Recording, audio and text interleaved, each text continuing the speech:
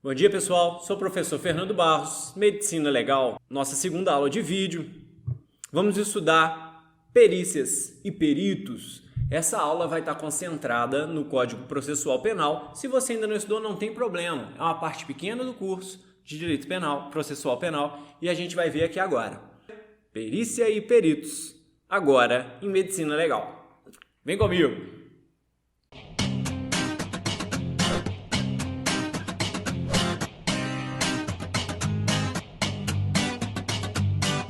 Pessoal, para quem não estudou ainda processo, não tem problema. A gente vai estudar um pouquinho da teoria da prova, porque a medicina legal judiciária criminal, que é onde a gente vai focar o nosso estudo, ela é um dos meios de prova possíveis. Então, o nosso Código Processual, ele estabelece diversas formas de levar um fato ao conhecimento do juiz. Então, o juiz está lá, na inércia do Poder Judiciário, parado, e você precisa levar ao conhecimento dele os fatos. Então, por isso que se diz que o objeto de prova é sempre um fato. A gente vai levar o fato ao conhecimento do juiz. Para levar o fato ao conhecimento do juiz, a gente vai usar um dos meios de prova admissíveis no direito. No nosso caso aqui, a prova pericial, em específico, a prova pericial médico-legal. Tá ok? Gente, então a gente precisa levar ao conhecimento do juiz, os advogados, seja acusação ou de defesa, todos os fatos, sejam eles elementares do tipo penal ou circunstanciais. Então, os meios de prova são testemunha, reconhecimento de pessoas e coisas, prova documental, confissão, interrogatório do acusado, são diversos. E também a prova pericial. A prova pericial no nosso Código Penal, ela é tratada do artigo 158 ao artigo 184. Então, abram aí o Código Processual Penal no artigo 158, digita no Google aí, artigo 158 CPP, e você vai ver o seguinte, capítulo 2, capítulo 2º, do exame de corpo de delito e das perícias em geral. Então aqui, gente, pode haver, tem muitas modificações, inclusive modificações recentes de 2018, uma modificação importante em 2008.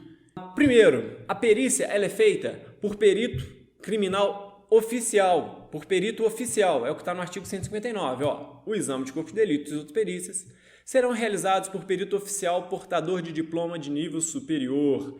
Ou seja, se você quer ser um perito criminal, é só terminar a faculdade e venha ser policial civil junto com a gente, perito criminal. Na falta de um perito oficial, é possível que seja feito por duas pessoas idôneas, também portadoras de diploma de nível superior. É feita por um perito apenas, mas na falta dele precisa de duas pessoas idôneas, tá ok? Bom, o nosso processo judicial ele é acusatório, quer dizer, ele tem o princípio do contraditório. Cada vez que alguém fala alguma coisa, a parte contrária tem que ter a possibilidade de contraditar, de falar não, não é bem assim não é desse jeito.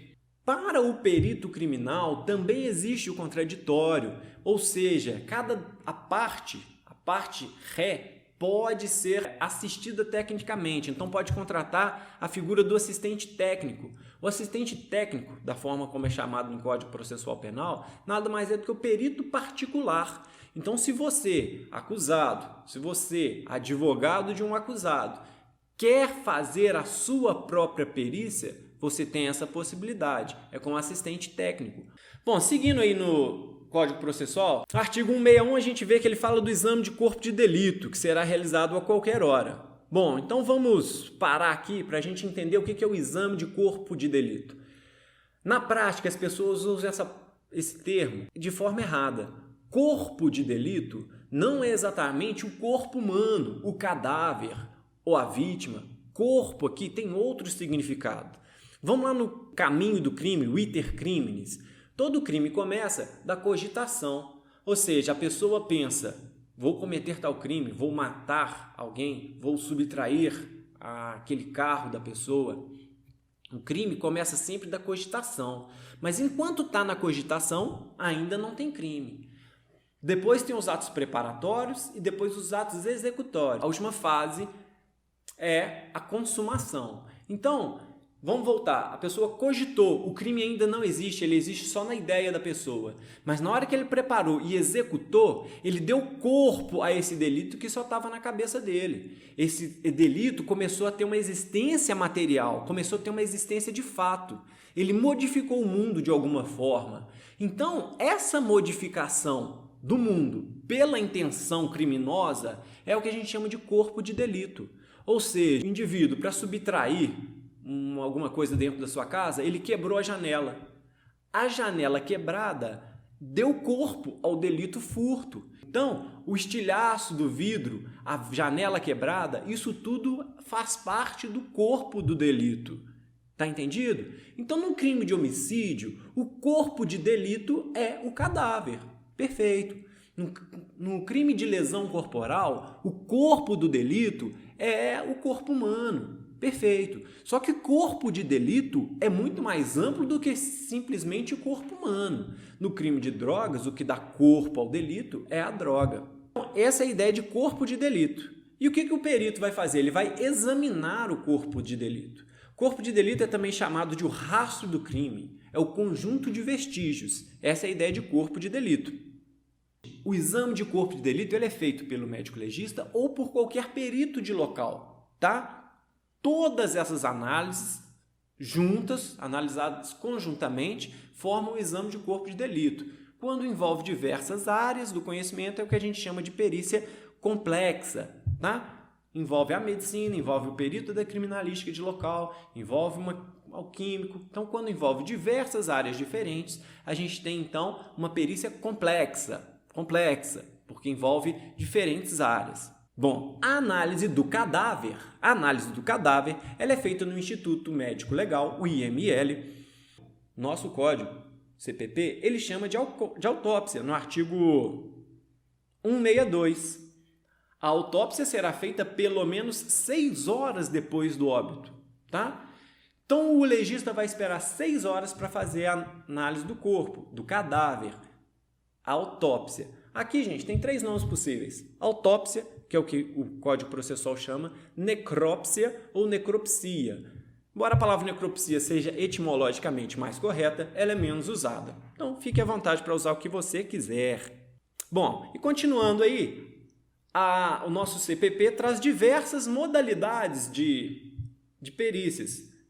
Então, por exemplo, artigo 163, a exumação. Humus é terra, exumar é tirar da terra, inumar é enterrar, exumar é tirar da terra. Então, a exumação, às vezes, precisa ser feita. Surge uma nova informação, precisa colher víscera para mandar para o laboratório do cadáver. Então, é preciso fazer a exumação. A exumação está toda normatizada aqui a partir do artigo 163.